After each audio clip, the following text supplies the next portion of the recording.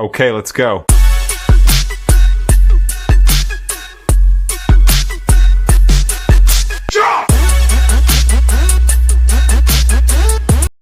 Hi, welcome back to another episode. And today I want to talk to you about how many times many of us we want mission, but we want that mission with control. Yes. Sometimes we don't think about that because we say, God, I just want to know what is my mission. I just want to know what is my purpose, what I'm supposed to do. But then we start to gripping on control. And that is one of the reasons of why we're searching for love. We're searching for joy. We're searching for peace. Many times I see social media posts of people saying, well, pray to God and ask God for peace. Or pray that God will give you joy. Or pray that God will bring you love. And we continue to search like love, joy, and peace is something that we need to search, is something that we need to work harder to get it, or is something that we need to manipulate God and continue to pray even harder or read more the Bible in order for you to accomplish those things. In reading the scripture, I realized that that is not true. That's what the world tells us that we need to do. Because the world or society is used to working harder to get something. They apply the same way, the same tool, the same strategy that they put out there for gaining money or gaining I'm enough. They put the same strategy with God. They seek for the same relationship of manipulation, and manipulation is shown by I'm going to do more prayer, I'm going to go to church more, or I'm going to read the Bible more. And we think that by doing those things, we're going to accomplish joy or we're going to accomplish peace.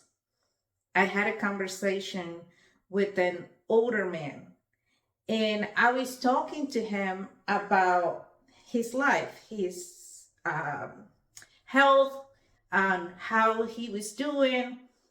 And he was saying something to me that it really showed me the clarity of what God has been teaching me. He said something like, I went to the doctor and the doctor told me that my body is great. On the outside, everything is amazing. But in the inside, it's like things are falling apart. Is that everything looks old. That on the outside I look young, but in the inside I'm old. That is like a home that is basically renovated, but all the pipes and the things that they're under the house, there is still from the past builder, from the past time when they built that home. So he was like, but I'm fine. I read the Bible. I pray. I go to church. I go to sleep and I sleep all night. So I'm fine. I don't need nothing else. And as he was saying that, I realized something that many of us, including me, we don't realize. We don't realize that yes, we're taking care of the outside, the facade, what society sees, what society is pushing us to show more of. But we're not taking care of the inside. And the inside is not being taken care of just by reading the Bible, just by praying. We can do those things. Those things are part of the equation to have a better life. But in order to achieve what we want, the full fulfillment, the peace, the joy, the love, we have to surrender. We have to let go of things we cannot control.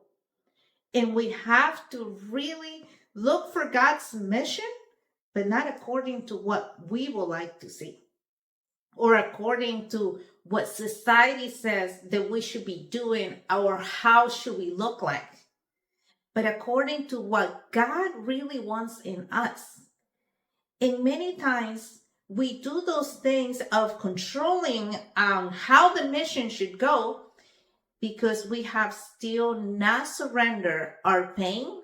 We have not healed our traumas from the past, and we keep bringing them to the present. And we're creating pain, not just for ourselves, but we're also creating pain for the people that is around us. Because we believe that if we do not move or if we don't do something, then nothing can be done. And one of the things that I learned is that sometimes we do a lot as Christians or people who believe in God. We believe that we're saved by actions, that we have to do a lot in the name of God, or in the name of God, we're trying to save some people, or in the name of God, we're saying, I did this to you because God told me to do it, because God is calling me to do this. And sometimes it's not God. Sometimes you're doing things because you don't want to feel alone. Sometimes you're doing things because you have not healed your trauma, because you believe that is the way to feel better. That is the way to feel enough. That is the way to suppress the fear that you're feeling, the fear of being alone, the fear of not being loved, of being rejected. And so you find things to do and you do them in the name of God. But when you do that, when you do those actions, because you're suppressing pain and you're suppressing your past and you're saying, this is what God called me to do, what you're doing is actually creating more pain for yourself and more pain for the people that you think that you're helping or that you're saving or that God told you to save them. You're actually destroying those people's lives because you're still infiltrating your own pain on those people that you think you're helping. You're not helping. And so I'm not saying you cannot do those things, because we have those desires to help others. You can do those things, but first, start with yourself. Start to look, why are you afraid to be alone? Why are you afraid to be rejected? Why do you feel that you're not enough? And acknowledge that. Don't try to say, well, no, that's not how I feel. No, that is not true. What you're saying, it doesn't even connect with me because God is with me and I have it in my heart. And I feel like sometimes when people say that, it's because they're so afraid of somebody opening up that door. And when somebody has healed that part of their life, when somebody speaks about that, they're not saying, hey, you know what? I don't want to hear it because God is with me. No, people who actually has healed, they say, yes. And let me tell you how was my process. Let me show you where I was. Let me show you what I used to believe. And let me show you how I took the steps to move forward.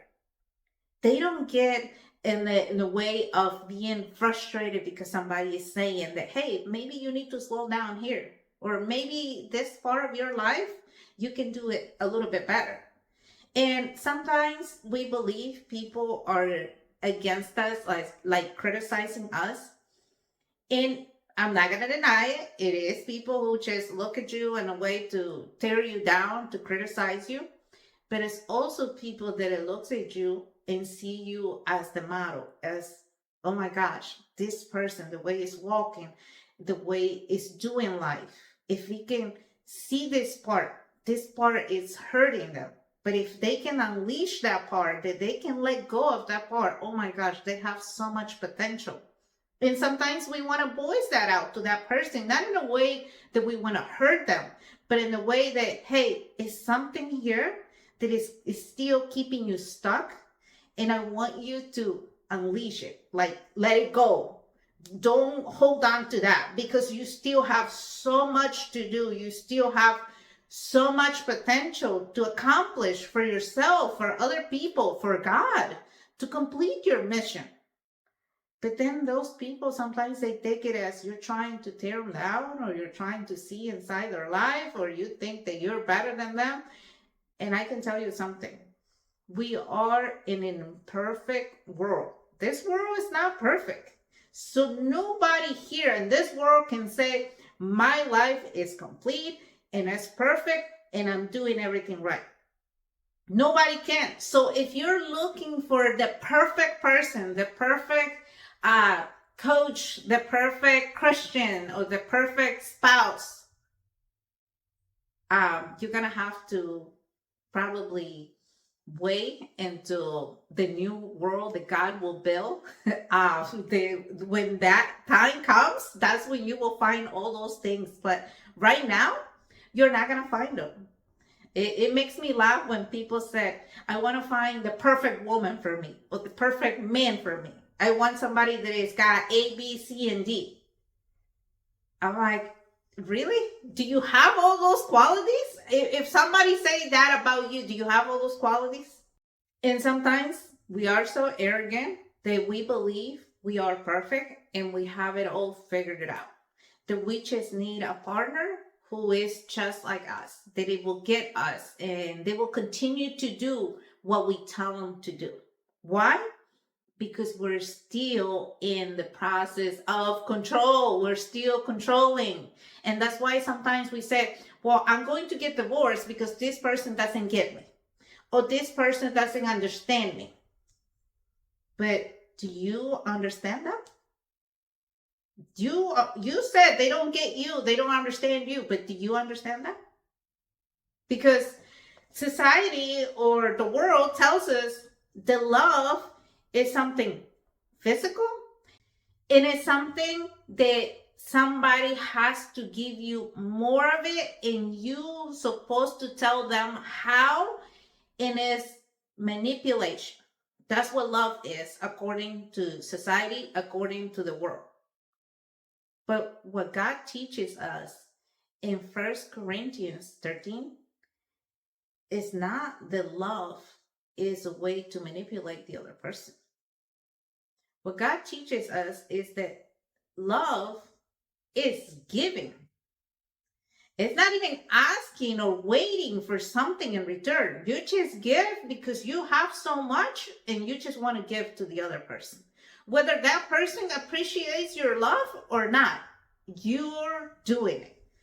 And why it says that we have to do that? Because God loves us first. God did not say, you know what, I'm going to go and sacrifice for you because I want you to give me this. No, God did not ask for something in return. He just did. And so the love that God is asking us to give to others, to love our neighbors, is the love that is sacrificial. The love that is not asking for anything in return. The love that it seeks to understand, not to be understood. The love that it doesn't manipulate. The love that it doesn't control. The love that it doesn't put you first. The love that it says, I'm willing to put you first because I love you. Whether you understand it, whether you get it or you don't get it, whether you think that I'm good or I'm bad, or that this is my job or it's not my job, or you appreciate it or you don't, I'm willing to give you this. And why is that? Because we have learned love. We have given ourselves that love. We understand what love is. We understand that that love came freely from the Creator. And when we understand it, we heal our past and we start to love ourselves the way God loves us. We see ourselves the way God sees us. We can see other people the same way. We can start to see those people the same way. The reason why we hurt other people and we say, I'm only going to give you my love if you do this or if you do that. And we even said, and we say as parents, I know I have said it to my kids and to my husband, like, please do this for me. And when that person says, well, I don't know, or I don't think I can do it, I said, well, if you love me, you will do it. What is that? That is manipulation. That is control. In many parents, we say that. Spouses, we say that. And for us, it's something simple. We don't even take deep thinking on that phrase because for us, it's something normal that we say it all the time. And we hear people saying that all the time. If you love me, you're going to do this. If you love me, you're going to do that. If you did not do that, then you don't love me. You must hate me. I must not mean anything to you. Why?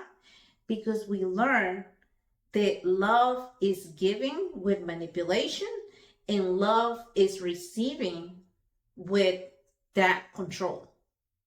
Love is give and receive with control and manipulation.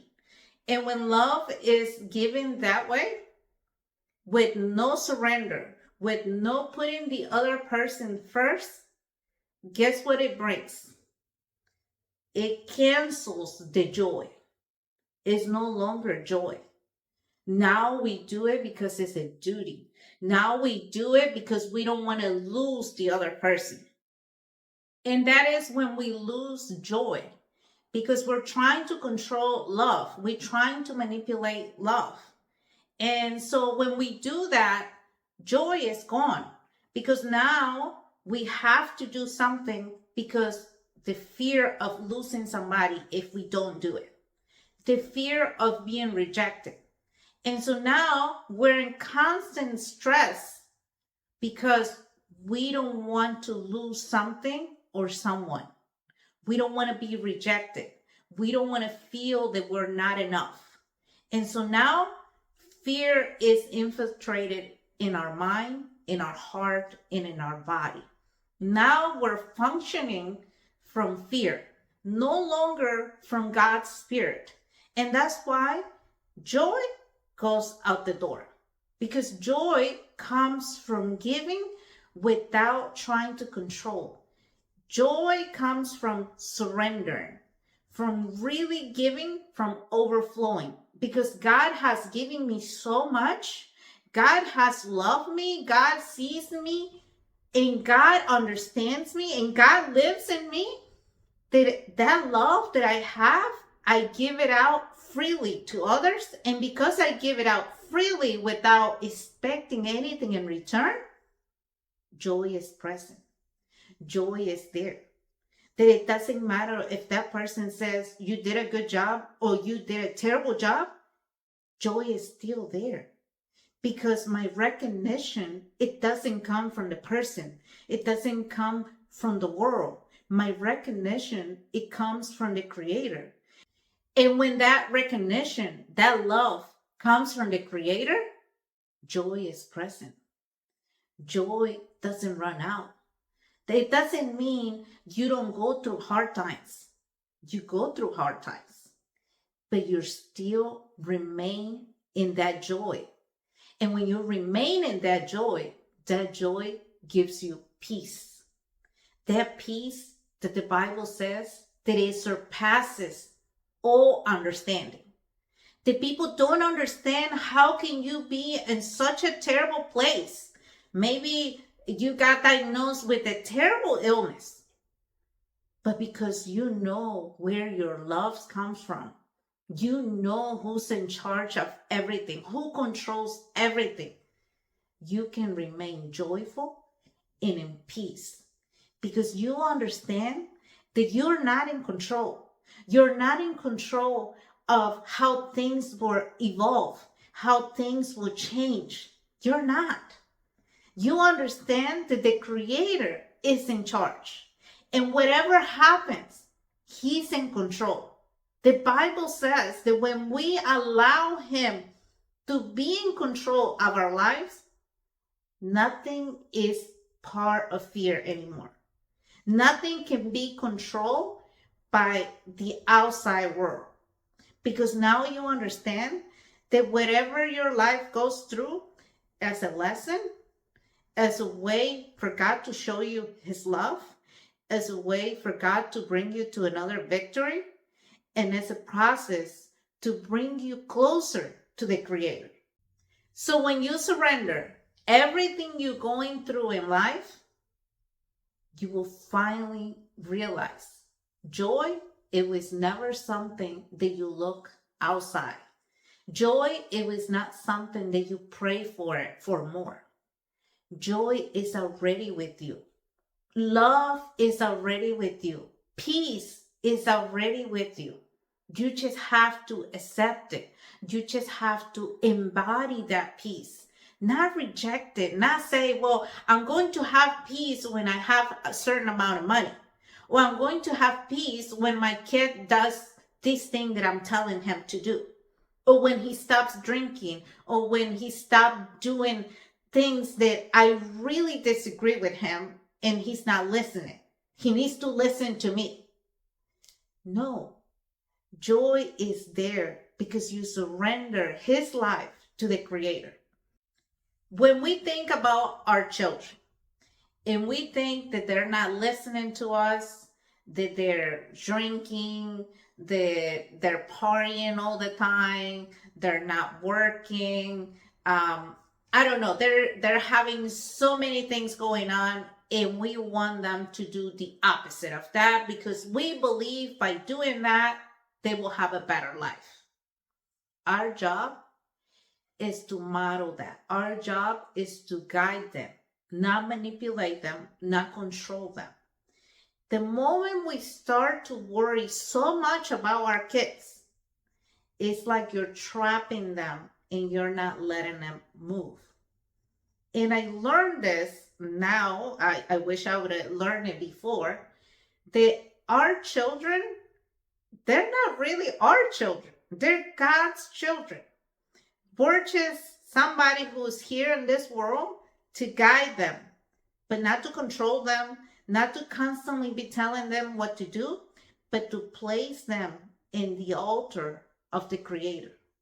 To give them, when we have done everything we can possibly could as parents, our job is to surrender. To surrender and say, God, here is your children.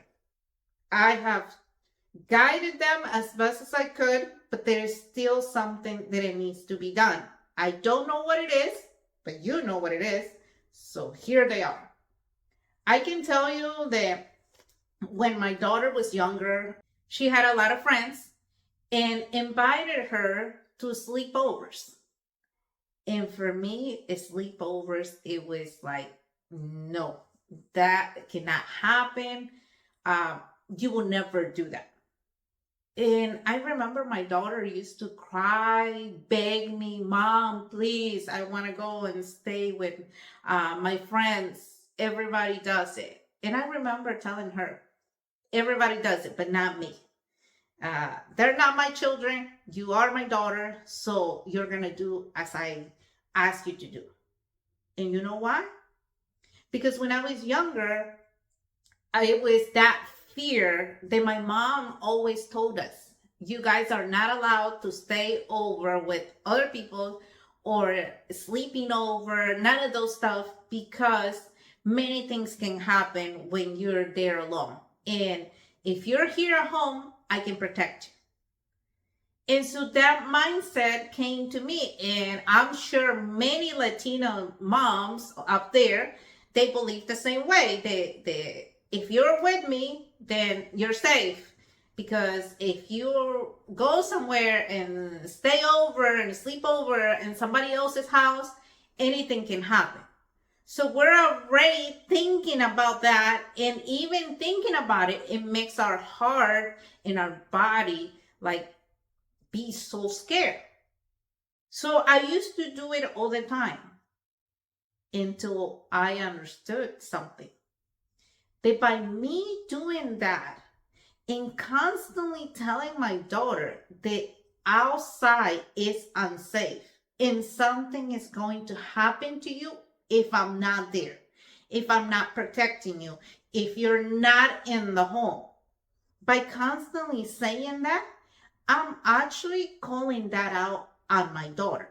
So the moment that I let her go, something will happen to her unless I work on myself, I release that belief, and I let it go completely. And now I can let my daughter go, but with a different belief and with a different energy in my body to be able to protect her.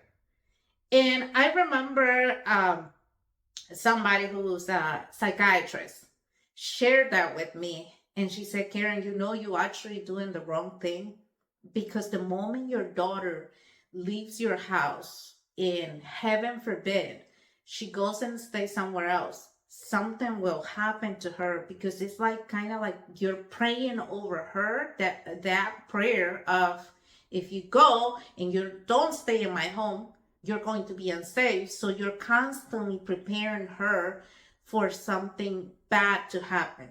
So you don't realize it, but our words have power, especially as a mom, especially as parents. Even the Bible talks about that. The parents had to give their blessing to their kids. So I start reading scripture, and I realized something. I was afraid because I believe I was in control of her safety. I was in control of her being okay.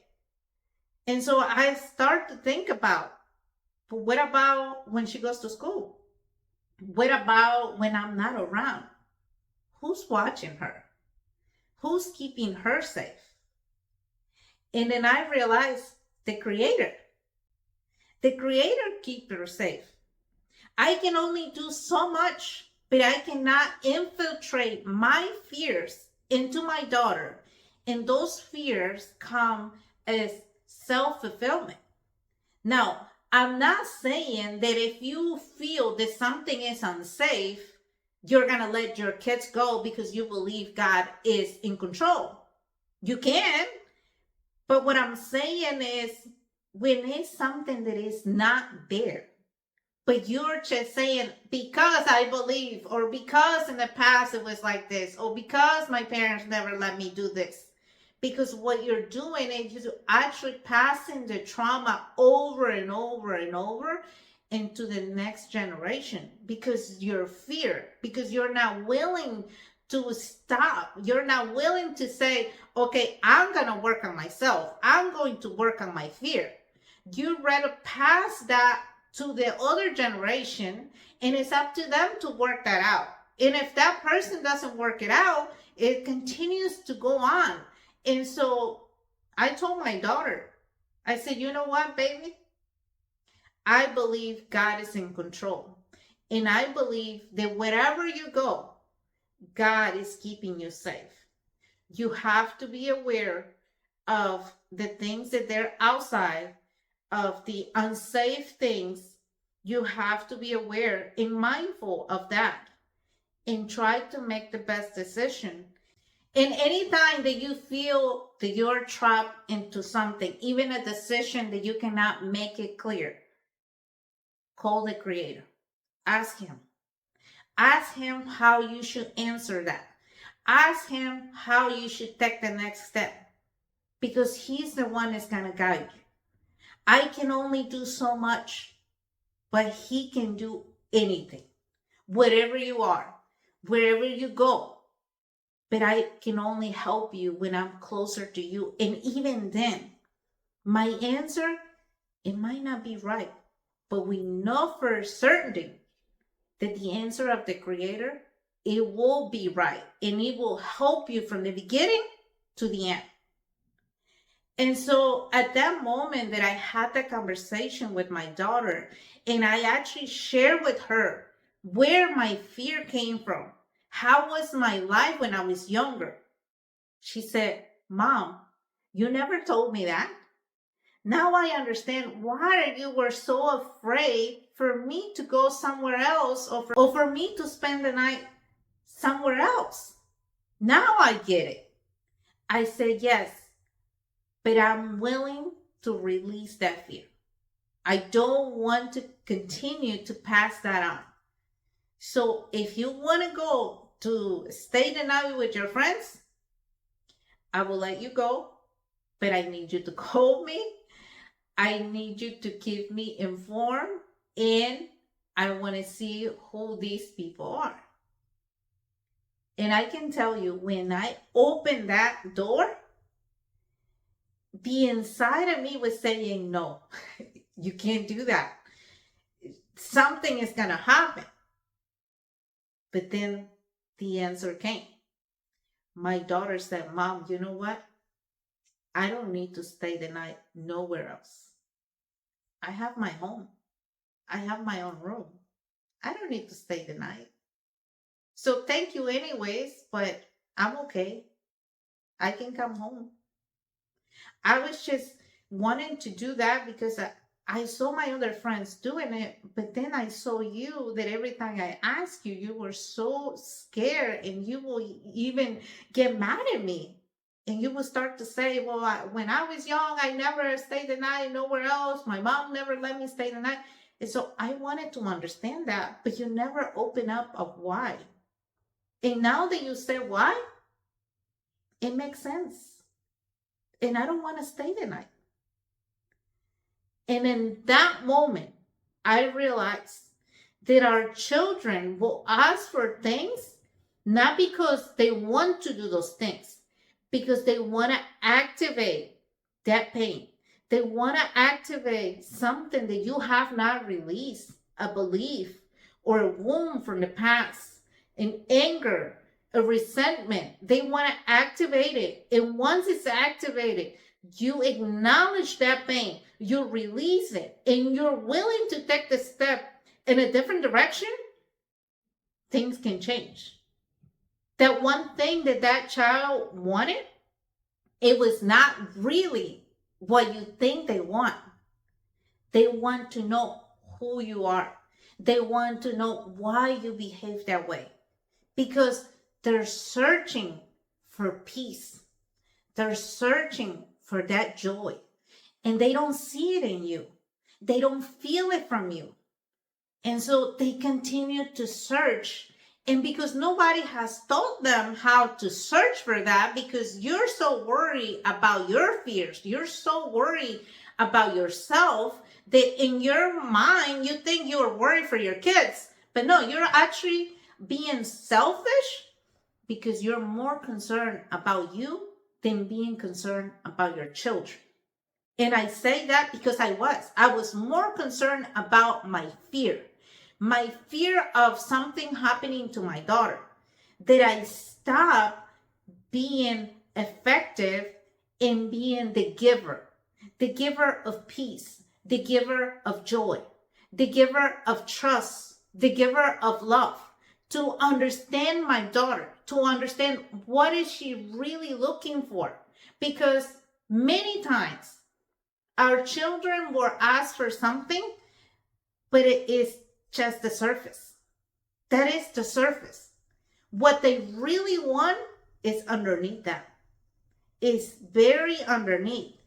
And when we as parents react to the surface, whatever is underneath is being chalked out.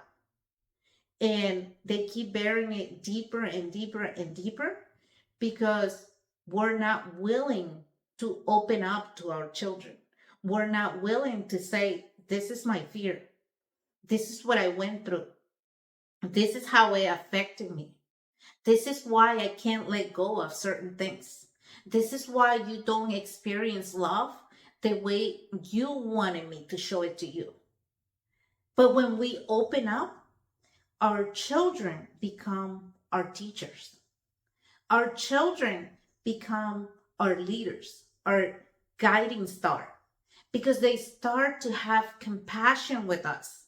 They start to be patient, and they start to show us on how we can show them love, how we can show them patience, understanding, and how we can drop our guard down, something that it no longer belongs to us, for us to have a true connection with them and with the Creator. And many times when we are going through that process and we don't drop our armor down from the past, we continue to put more and more pain in our children. And then when they become addicted to something, or they don't want to listen to us, or we have a terrible relationship, we blame the child. And we said, I gave you everything. How can you are this way? I gave you everything you asked, but then now you're a terrible person. Look at how you are. Look at how you destroy your life. Because we react to the surface. We address the surface. We didn't address what was underneath. And the child is looking for what's underneath. I will show you who I am underneath as a child, but show me who you are as a father. Not for what I'm asking you, but underneath that. Show me who you are. I want to know you. I want to learn from you. I want to walk that road, but I want to understand it better because I'm confused. Because I don't understand why you say certain things or why you behave a certain way. I don't understand. And when we don't teach our children really what's happening underneath, our children make the same mistakes or even more deeper mistakes. Sometimes it's children that they will lose their life. They're in a hospital bed or they're in jail. Why? Because right there, we didn't want to address the underneath current. We didn't want to open up as parents. And I can tell you, I have talked to other parents about why they have this relationship with their children where it's very chaotic. And some parents, they will say, no, I will not tell my child this. How would he will see me? I would not share that with him or with her. They should understand it. And when I tell them, well, how can they understand it? Right now they're going through it and it's similar to what you went through it, and you can be that guiding light for them because you didn't address it before when they were asking you. Now they're in a terrible situation. Now you can show them light. But instead they chose not to. Why? Because they're being selfish.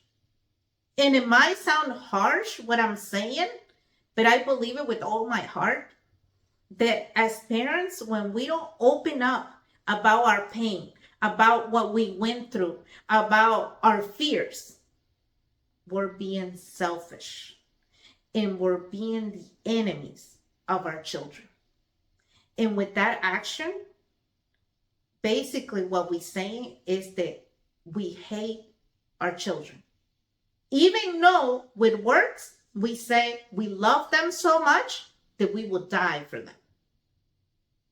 But our children are not asking you for you to die.